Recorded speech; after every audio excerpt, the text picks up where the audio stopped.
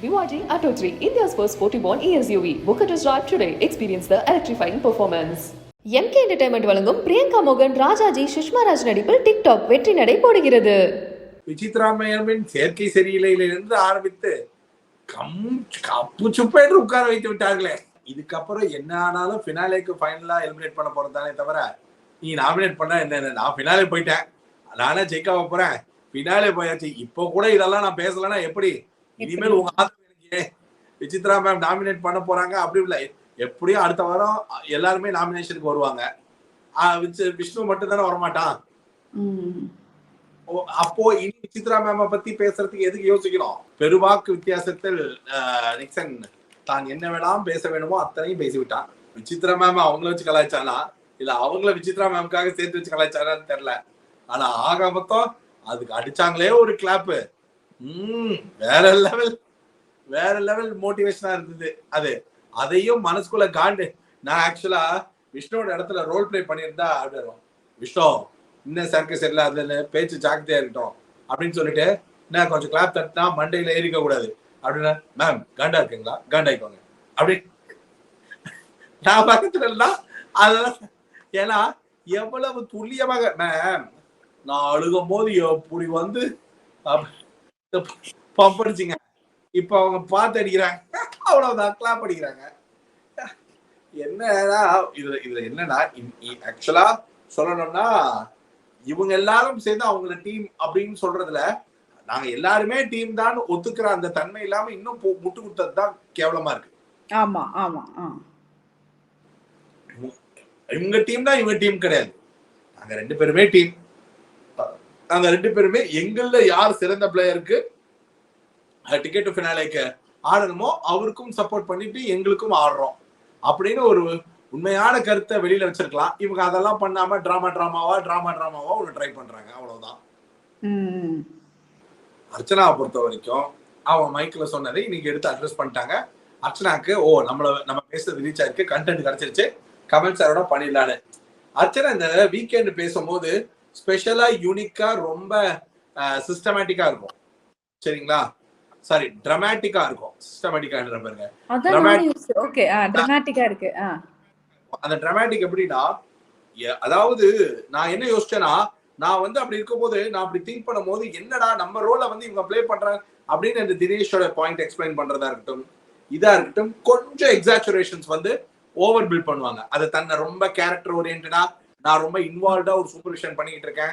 அதுல என்ன இப்போ அவர் கேட்ட கேள்வி ரொம்ப சிம்பிள். இவர் வந்து குரூப்பிசம் ஆடுறாரா அவன் சார், நாங்க சூப்பர்விஷன் பண்ணும்போது நாங்க எதுக்கு இந்த ரோல்ல இருக்கோம் அப்படின்னு இந்த கேள்விக்கு சம்பந்தம் இல்லாம ஒரு பதில் சொல்லிட்டு இருப்பாங்க. நீங்க குரூப்பிசம் பாக்குறீங்களான்னா நான் இந்த பக்கம் அந்த பொண்ணு காமிச்சதுல இப்ப மாயாவோட ஜிங்ஜாங் அடிக்கிறதுனால அந்த பொண்ணால டெலிபரேட்டா சொல்ல முடியல.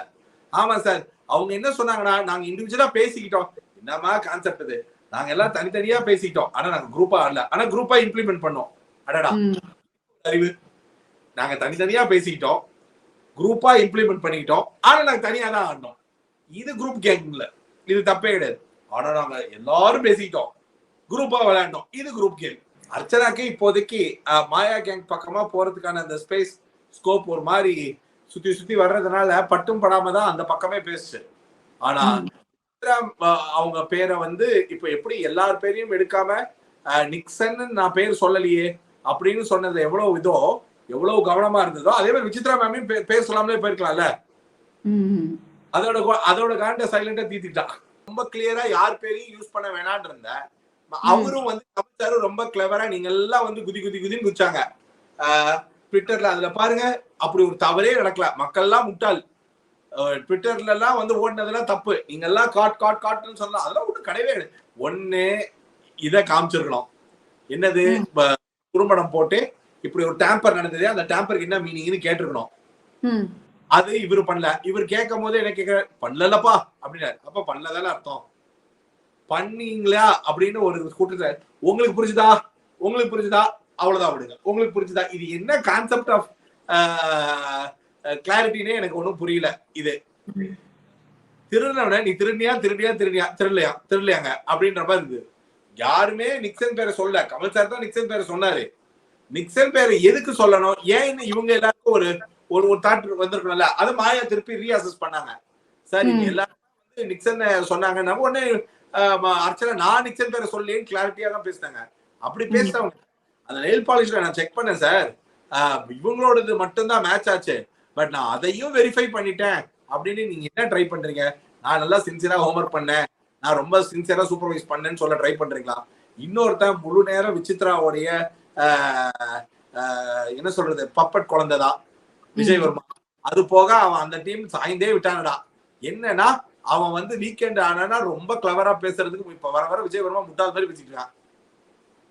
என்ன பேசுறோம்னே தெரியாம ஏதோ ஒன்னுக்கு சப்போர்ட் பண்ணணும்னு நினைச்சுக்கிட்டு தன்னுடைய தன்னிலையை மறந்து விஜய் வர்மாவுடைய குவாலிட்டியை கைவிட்டு ஒண்ணு பேசிட்டு இருக்காப்ல. அது பேசி பிரயோஜனம் இல்ல. அந்த மாதிரி ஒரு சூழ்நிலை தான் இருக்கு. ஆனா நான் கேட்கறது என்னன்னா, அர்ச்சனா வந்து விசித்ரா மேம் பேரை சொல்லாம விட்டுருக்கலாம். விசித்ரா பேரை சொன்னதுதான் இங்க பெரிய தப்பா போச்சு. ஏன்னா ஒரு ஆங்கிள் கமல் சார் சொன்னது உண்மையிலே விசித்ரா அதை பண்ணல. நீங்க போற போக்குல வந்து விசித்ரா பேர் அப்படி சொல்லும் பொழுது பாலிஷ்ல இருக்குன்னு சொல்லும் போது அவங்களுக்கு இது கேமே ஒண்ணும் ஒழுங்கா புரியல. அதாவது செம்ம காமெடி. இவங்க ரெண்டு பேரும் லைவ்லயே இது வரைக்கும் வீட்டுல அந்த டக்கஃபார் பண்ணதை இன்னைக்கு லைவ்லயே பண்ணாங்க. அதுக்கு கடைசி ஸ்கோரிங்ல தினேஷ் ஒண்ணு பண்ணது ஹைலைட். அதாவது காட்டுங்க நான் ஜெயிச்சே இவங்க சொன்னதெல்லாம் நடக்கட்டும் சார் அப்படின்னு. அது மாதிரி இவர் எல்லாரும் அடிச்சுக்கிட்டு கப் வாங்கிட்டு போறாரு. அதுக்கு தானே வந்தேன் நான் இங்க உட்கார்ந்துக்கிட்டு பொங்கி சாப்பிட வந்தேன்னு இதுதான் தினேஷ் கேட்டுக்கிட்டே இருப்பார் எப்பவுமே.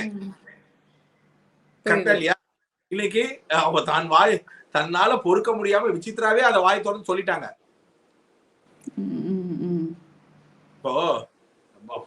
இப்போ விசித்ராவுடைய ப்ராப்ளம் வந்து பேசி தீர்க்கப்படுற இடத்துல இல்ல. இவங்க ரெண்டு பேரும் பேசி முடிச்சுக்க போற இடத்துலயும் இல்ல.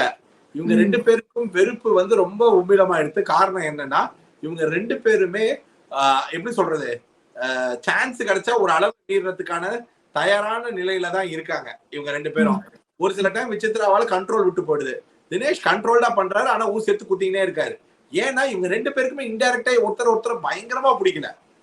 சரிங்களா? ஆனா சபைநாகரம் கருதி டெக்காரத்தோட மெயின்டைன் பண்ணி டிவி முன்னாடி எவ்வளவுக்கு எவ்வளவு போறான். இதுல என்னன்னா டிவி சேனல் அதை எவ்வளவு எக்ஸ்போஸ் பண்ணி காட்டுறாங்கன்றது ஒண்ணு இருக்குல்ல.